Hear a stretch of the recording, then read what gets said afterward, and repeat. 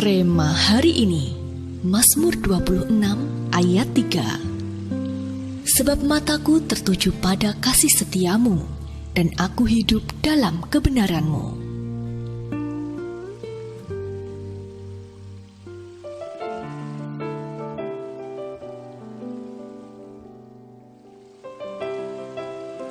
Keluarga yang harmonis menjadi saluran berkat bagi banyak orang, sehat jasmani dan rohani. Itulah sebagian besar jawaban orang ketika ditanya apa tanah perjanjian yang ingin mereka raih di tahun yang baru ini. Namun kenyataannya, dalam perjalanan menuju ke sana, seringkali kita harus berperang melawan raksasa-raksasa yang mendudukinya.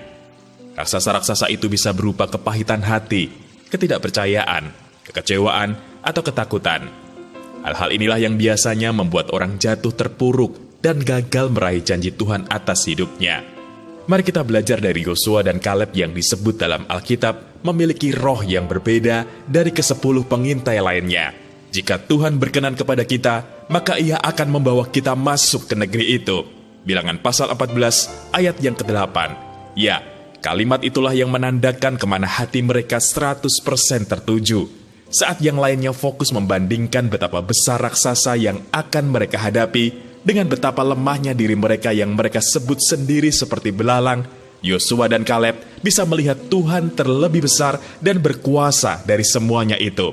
Akibatnya, dari seluruh bangsa Israel generasi tersebut, hanya tersisa Yosua dan Kaleb yang berhasil masuk ke tanah perjanjian. Di tahun Roh Kudus ini, mari kita setel ulang fokus hati kita.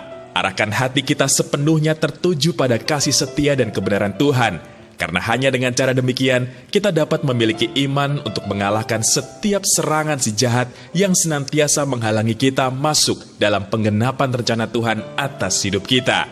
Perbanyak porsi perenungan firman Tuhan, bangun pondok Daud lebih lagi, naik ke loteng atas, dan lebih intim lagi dengan Tuhan. Singkirkan segala sesuatu yang tidak berkenan di hadapan Allah dari hati kita dan penuhi diri kita dengan kekudusan. Maka percayalah, kita akan mengalami karya Roh Kudus dengan level yang belum pernah kita alami sebelumnya. Apakah yang dimaksud dengan hati yang 100% tertuju hanya kepada Tuhan? Mengapa Anda perlu memiliki hati yang sepenuhnya tertuju kepada Tuhan? Bagaimana Anda bisa memiliki hati yang 100% tertuju hanya kepada Tuhan?